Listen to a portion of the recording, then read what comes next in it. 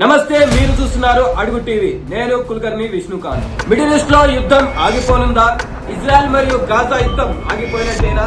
Lebanon versus Israel యుద్ధం ఆగిపోయినట్టేనా? అసలు middle east లో ఏం జరుగుతుంది?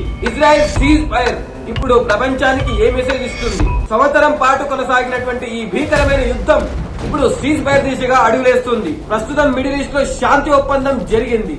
అది ఎలాంటి శాంతి ఒప్పందం అంటే, ఇజ్రాయెల్ ఒక అడుగు వెనక్కి తగ్గి గాజాపై మరియు పాలస్తీనాపై యుద్ధాన్ని ఆపేసింది. అంటే సీజ్ ఫైర్ ని ప్రకటించేసింది ఇజ్రాయెల్ ఇప్పుడు సీజ్ ఫైర్ ప్రకటించడానికి కారణం ఏంటంటే, ఫ్రాన్స్ మరియు అమెరికా జోక్యం వల్లే ఇజ్రాయెల్ ఒక అడుగు వెనక్కి తగ్గి ఇప్పుడు సీజ్ ఫైర్ ని ప్రకటించింది. గాజా శరణార్థుల పరిస్థితి ఏంటి? ఇది ఇప్పుడు ప్రపంచ దేశాలు ఇజ్రాయెల్ ని అడుగుతున్నటువంటి మాట. మరి గాజా శరణార్థులు ఎక్కడికి వెళ్ళాలి?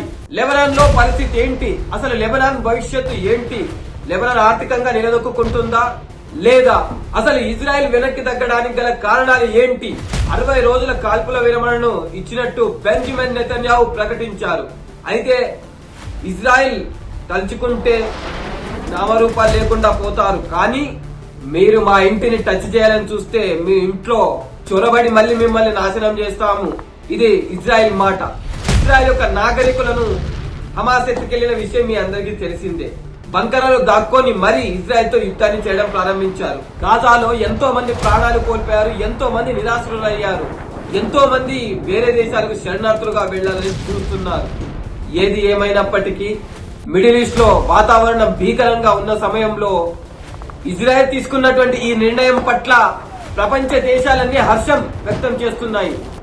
ఈసారి హిజ్బుల్లా ఏమైనా చేయడానికి ప్రయత్నిస్తే హిజ్బుల్లా అంతం తప్పదని, ఈసారి మా జోలికొస్తే నామరూపాలు లేకుండా చేస్తామని ఇజ్రాయెల్ ప్రధాని బెంజమిన్ నెతన్యాహు మాస్ వార్నింగ్ ఇచ్చారు. 7th ఫ్రంట్ వార్ ని కొనసాగిస్తున్న ఇజ్రాయెల్ ఇప్పుడు ఒక అడుగు వెనక్కి తగ్గి సీజ్ ఫైర్ ని ప్రకటించింది. దీంతో మిడిల్ ఈస్ట్ లో కొంత శాంతి నెలకొందని, కొంతమేర దేశాల మధ్య సఖ్యత పెరిగే అవకాశం ఉండొచ్చు అని ప్రపంచ దేశాల అధినేతలు అంటున్న మాట. ఏది ఏమైనప్పటికీ హమాస్ మరియు హిజ్బుల్లా దాడిని తిప్పికొట్టిన ఇజ్రాయెల్ ఇప్పుడు సీజ్ ఫైర్ ని మిడిల్ ఈస్ట్ లో ప్రకటించింది. దీని ద్వారా మిడిల్ ఈస్ట్ లో శాంతి నెలకొంటుందా?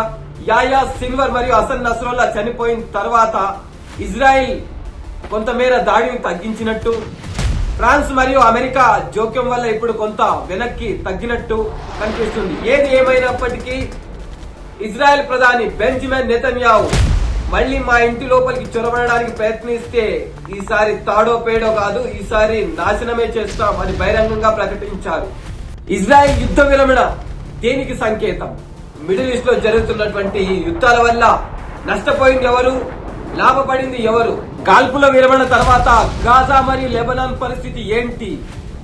ఇప్పుడు మిడిల్ ఈస్ట్ లో యుద్ధ వాతావరణం ఆగిపోయినట్టేనా? ఇరాన్ మరియు ఇజ్రాయెల్ మధ్య సంబంధాలు ఇప్పుడు ఎలా ఉన్నాయి? సీజ్ ఫైర్ ద్వారా ఇరాన్ మారే అవకాశం ఏమైనా ఉందా?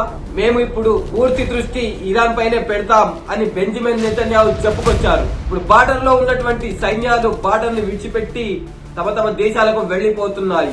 ఇలాంటి మరిన్ని విషయాల కోసం ఇప్పుడే అడుగు టీవీ ఛానల్ ని సబ్స్క్రైబ్ చేసుకోండి. లైక్ మరియు షేర్ చేయడం మాత్రం మర్చిపోకండి. అప్పటి వరకు స్టే ట్యూన్డ్ టు అడుగు టీవీ.